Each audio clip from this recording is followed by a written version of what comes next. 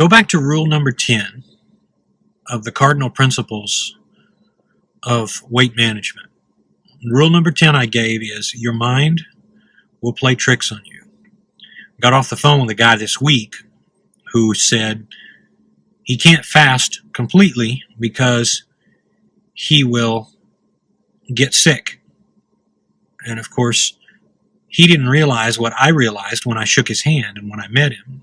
This was a guy from work who I'm helping to lose weight. He is a sad personality. And the sad personalities are easily broken in by life. They are their own victims. These are the ralliers, the supporters, for a stereotype which I regret using, the church lady types. That they're sweet, but they're sads. They're their own victims. They don't usually have the strength to go out of their way to get done what needs to be done, and so they go around as their own victims. And it's not uncommon for this type of a person with this type of a personality to have issues with sympathy pains. Have you ever had someone tell you that they're drunk and you kind of feel drunk, or that they're sick and you kind of feel sick? Well, it's sympathy pains. It's something that happens when your mind recreates a feeling and gets confused on how it is with itself. And so this particular individual, about the second day of fasting, he started to feel ill. And of course, I asked him, the more I asked about how he felt, the more he shared with me what others told him about what he was doing. They said, oh, you shouldn't fast. You shouldn't eat once a day because it's going to hurt your metabolism. You're going to get sick.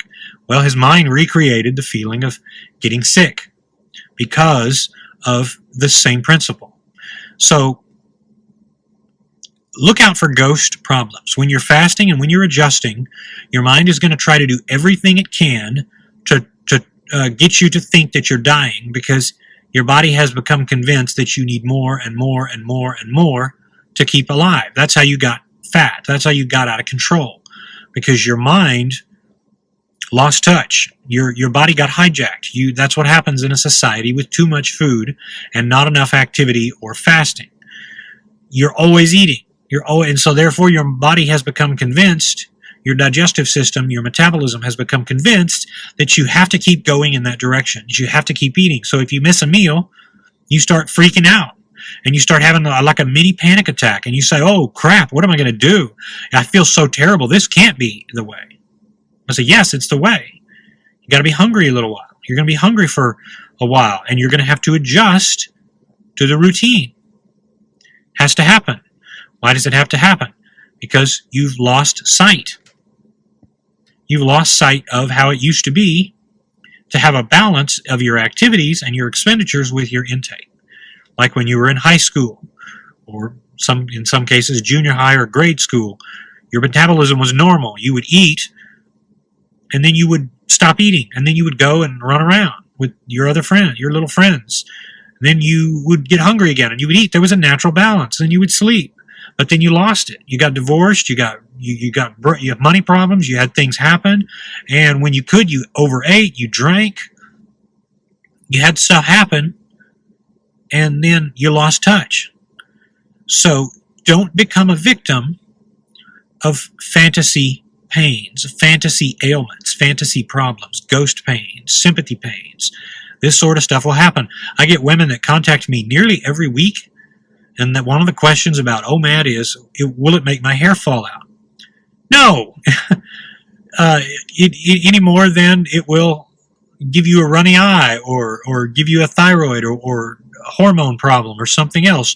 A deficiency will, if you create an ongoing deficiency and you're not getting enough nutrient, if you're not getting enough B vitamins, like a lot of women with, or D vitamins rather, with hypothyroid, they're not getting enough D vitamins. So that may cause a complication, but as long as you make sure you get enough to meet your bare minimum requirements, you will not have a problem with that. And I've not had anybody, by the way, tell me on OMAD that they've lost hair from OMAD. In fact, I've had people ask me over and over again if I've grown hair back, and unfortunately I've not. I am getting older, as they say, and my hairline could be back the way it was in high school, but I've still got a pretty good head of hair. So don't attribute one thing one way or another to something. Don't say, well, you're fasting, therefore you're going to live a long time. Don't give credit where credit's not due. And don't say, well, if you fast, you're going to get sick. If you were sick already, you may indeed get sick, but you can't attribute something to something that when there's no proof that that is the way it is. So don't let your mind play games on you. Your mind will play games at you. You'll feel sick sometimes when you start out. You'll feel shaky. You'll feel like you won't want to do anything.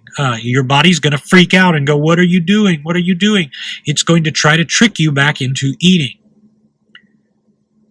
Compare it to withdrawal on a drug. If you've ever been addicted to Vicodin or Tramadol or any of this stuff, I was back in 06, because remember, I was sick all the time as a big guy, and I kept having problems, and the doctor prescribed Percocet and all of this strong stuff because I had so many problems. And my foot, my bum foot that I had repaired surgically, there's so much, even to this day, there's so much damaged nerve tissue down there that it sometimes hurts. It sometimes just picks on an occasion and hurts.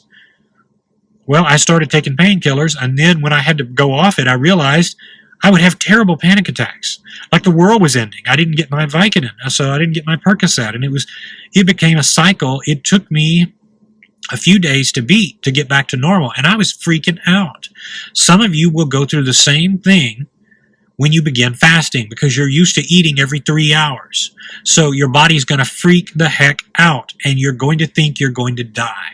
But you're not going to die. I love it when people figure out they're not going to die. You've heard me say that before. You're not going to die.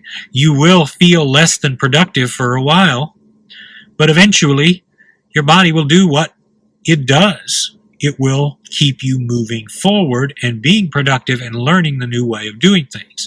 Once you realize the high that comes from learning a new skill, and your brain starts producing growth hormone, and you start being productive, and you start finding new ways to make applications of what you know, your brain is trying to make you go out and find food. That's why you get that big boost in growth hormone. You get that big boost in productivity, because it wants you to be able to eat again. But of course, by the time you start eating again, you will be a different person, because you'll have lost a lot of weight and you'll feel a lot better, and you won't be dependent on what you used to be. It will be a much better quality of life. So that's it for today.